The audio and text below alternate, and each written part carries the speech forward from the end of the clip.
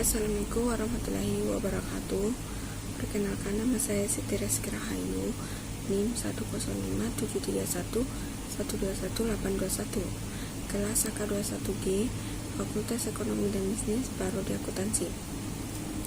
Di sini saya akan menjelaskan tentang keseimbangan pasar, pajak, dan subsidi. Yang pertama, keseimbangan pasar.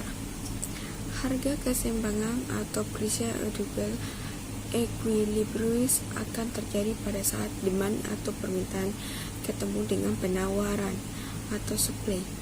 Disebut harga keseimbangan adalah harga di mana harga tersebut telah terjadi keseimbangan jumlah barang yang dibeli dengan jumlah barang yang dijual. Menurut Sri Endan Rahayu, keseimbangan pasar adalah keseimbangan antara permintaan dan penawaran.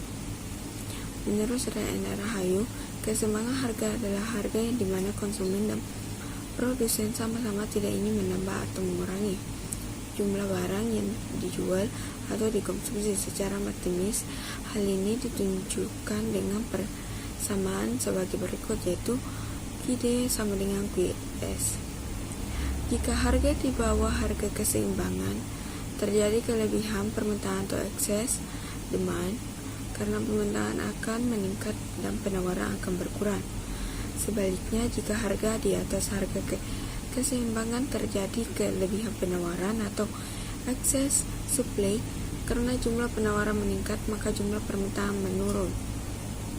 Contohnya, fungsi permintaannya D sama dengan I sama dengan 16 kurang 4 P. Fungsi penawarannya P sama dengan 2P kurang 2. Yang ditanya cari kuantiti dan harga keseimbangan. Jawabannya itu syarat harga keseimbangan adalah dengan memakai rumus QD dan QS. Kita masukkan, jadi 16 dikurang 4P sama dengan 2P dikurang 2 min 4P kurang 2P sama dengan min 16 dikurang 2. Min 6P itu dari min 4P dikurang 2P menjadi 6P sama dengan 16 dikurang 2, maka hasilnya 18. P sama dengan min 1 per 6 sama dengan 3. Maka QD sama dengan 16 dikurang 4P sama dengan 16 dikurang 4 dalam kurun 3 sama dengan 4, atau QS sama dengan 2P dikurang 2. Jadi 2 P nya diganti jadi 3 dikurang 2 sama dengan 4. Yang kedua itu pajak. Pajak adalah uraian rakyat kepada kas negara berdasarkan undang-undang yang dapat dipaksakan dengan tiada mendapat jasa timbal balik yang langsung dapat ditunjukkan dan yang digunakan untuk membayar pengeluaran umum. Terdapat jenis-jenis pajak antara lain pajak penasehat, pajak bumi dan bangunan, pajak pertambangan nilai. Untuk itu perlu diketahui pengertian dari pajak. 1. Menurut Waluyo, pajak penghasil adalah dikategorikan sebagai pajak pusat tetapi ditinjau dari sifatnya sebagai pajak subjektif menurut Undang-Undang Nomor 17 Tahun 2000, yang di dalam buku Habohari pajak penghasilan adalah setiap tambahan kemampuan ekonomis yang diterima atau diperoleh wajib pajak dari manapun asalkan yang dapat dipergunakan untuk dikonsumsi atau menambah kekayaan pajak tersebut. Kedua, menurut Richard bahwa pajak pertambangan nilai ada termasuk dalam golongan pajak yang dikenakan atas konsumsi suatu barang ataupun jasa tertentu di daerah pabean Indonesia. Sedangkan menurut M. Fajar bahwa pajak pertambangan nilai adalah merupakan satu di antara dua jenis pajak yang diatur dalam Undang-Undang PPN. Ketiga, menurut Habohari bahwa pajak bumi dan bangunan ada pajak yang dikenakan atas harta tak bergerak, maka yang dipentingkan adalah objek. Dan oleh karena itu, keadaan atau status orang atau badan yang dijadikan subjek tidak begitu penting dan tidak memengaruhi besarnya pajak. Sedangkan menurut M. De Fajar, pajak bumi dan bangunan adalah permukaan bumi dan tubuh bumi yang ada di dalamnya, sangat konstruksi teknik daerah yang ditanam atau dilekatkan secara tetap pada tanah atau pada perairan yang diperuntukkan sebagai tempat tinggal atau tempat. Menurut Dani Iskandar, pajak presentasi atau pajak proporsional adalah pajak yang dikenakan terhadap suatu barang yang diperhitungkan sebesar persen yang tetap dari hasil penerimaannya. Pajak persen dituliskan sebesar T%, maka harga penawaran akan bertambah sebesar T% dari harga penawaran sebelumnya. Jika harga penawaran sebelumnya pajak adalah P sama dengan F dalam kurung Q dan ada pajak sebesar T%, maka harga penawaran setelah pajak adalah P sama dengan dalam kurung 100 tambah T dalam kurung persen. Untuk menentukan pajak per unit setelah kena pajak sebesar T% adalah T per unit sama dengan T% dalam kurung P sama dengan T% per dalam kurung 1 dikurang T tutup kurung persen kali P1. Fungsi penawaran sebelum pajak adalah P sama dengan F dalam kurung Q. Fungsi penawaran setelah pajak adalah P sama dengan F dalam kurung Q tambah T. Yang ketiga, subsidi. Seperti yang telah kita ketahui bahwa dengan adanya subsidi yang diberikan pemerintahan kepada masyarakat akan menyebabkan ongkos produksi yang dikeluarkan oleh produsen menjadi lebih rendah daripada ongkos produsen sebelum adanya atau tanpa adanya subsidi. Menurut Dani Iskandar, pengertian subsidi adalah bantuan yang diberikan pemerintah kepada produsen sehingga harga yang ditawarkan sesuai dengan keinginan pemerintah dengan harga lebih murah daripada harga semula. Dengan adanya subsidi yang bersifat spesifik atas suatu barang atau maka kurva penawaran akan bergeser sejajar ke bawah dengan penggal yang lebih kecil atau lebih rendah dari sumbu harga. Sedangkan grafik fungsi permintaan tidak terpengaruh dengan adanya subsidi. Fungsi penawaran sebelum subsidi adalah P sama dengan F dalam kurung Q. Fungsi penawaran sesudah subsidi adalah P sama dengan F dalam kurung Q kurang S. Besarnya subsidi yang diberikan oleh pemerintah adalah S sama dengan SQ, di mana S adalah jumlah subsidi, Q adalah jumlah produk setelah subsidi, S adalah subsidi per unit produk. Pengaruh pajak terhadap keseimbangan pasar. Pajak yang dikenakan atas penjualan selalu menambah harga barang yang ditawarkan, sehingga hanya memengaruhi fungsi penawaran. Sedangkan pada fungsi permintaan tidak mengalami perubahan sama sekali. Fungsi penawaran sebelum dikenakan pajak adalah P sama dengan F dalam kurung P. Dan fungsi penawaran setelah kenakan pajak T per unit adalah P sama dengan F dalam kurung P tambah T. Maka keseimbangan pasarnya adalah dengan memecahkan fungsi bersama penawaran sebelum dan setelah dikenakan pajak. Total pajak yang diterima oleh pemerintah adalah T pemerintah sama dengan pajak kali Q pada keseimbangan setelah pajak. Pajak yang ditanggung oleh konsumen adalah PT PR kali PT, sedangkan pajak yang ditanggung oleh produsen adalah total pajak yang diterima oleh pemerintahan. Pajak yang ditanggung oleh konsumen. Contoh soal.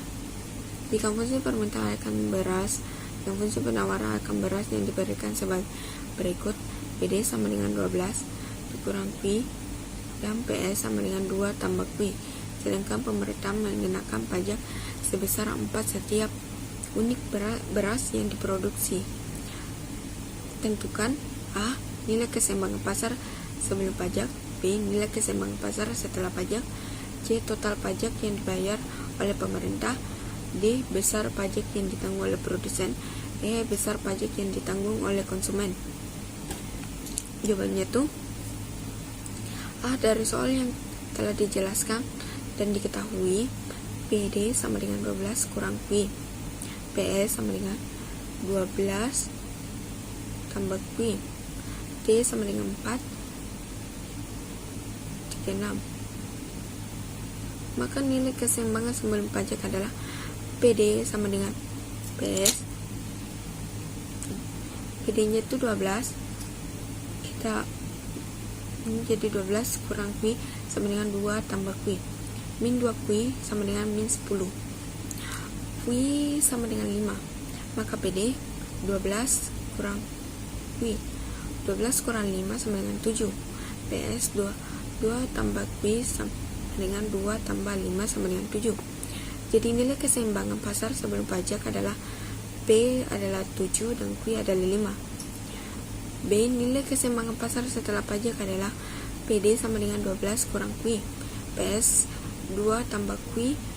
PST sama dengan 2 tambah Q tambah T. Maka PST sama dengan 2 tambah Q tambah 4. Maka PST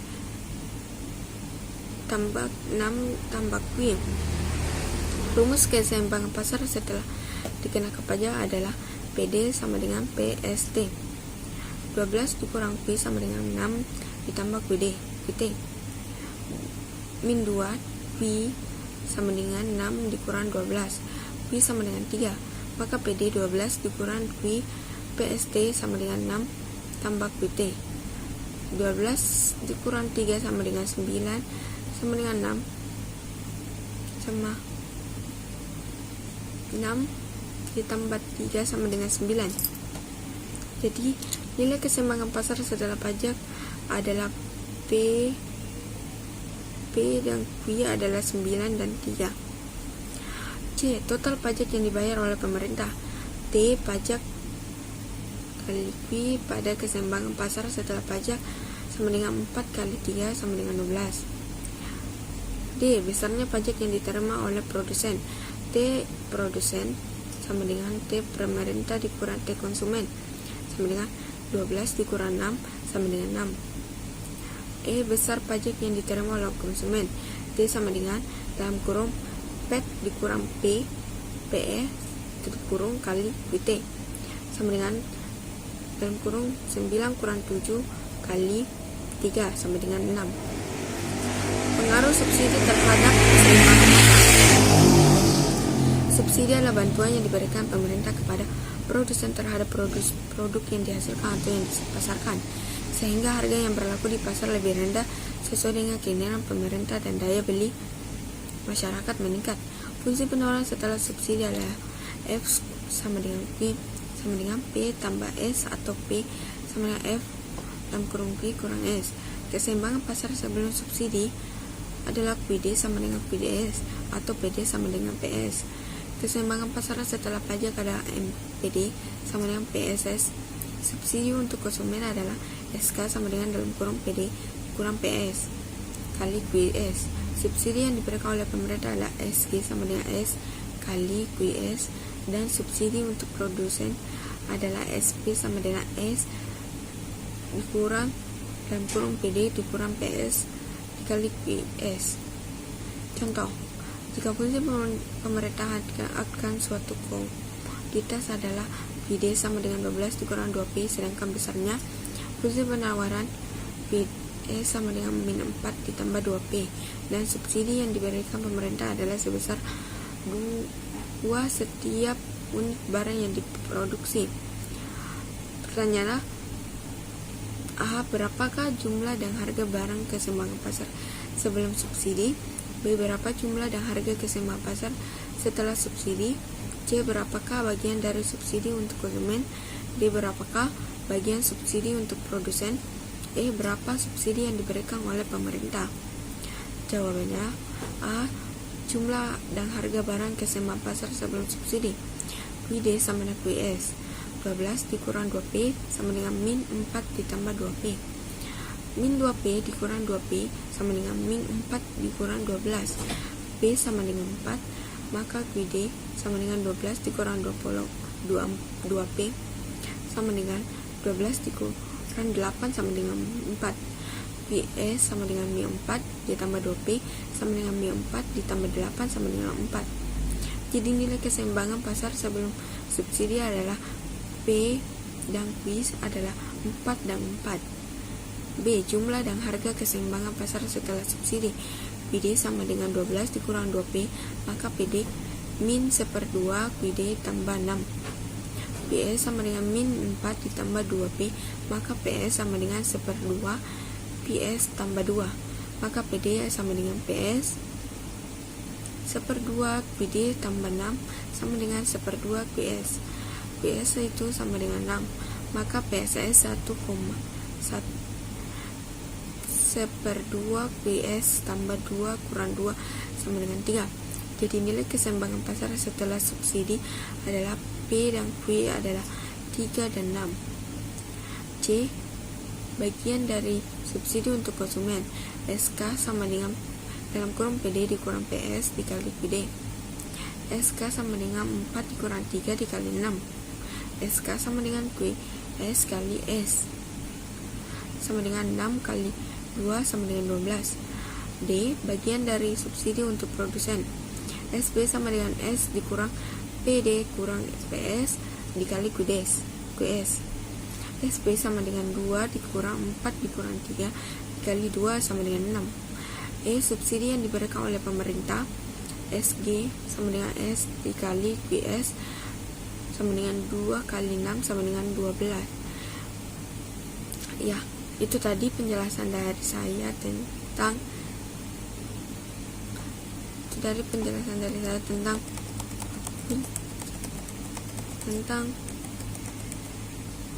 keseimbangan pasar dan pajak dan subsidi.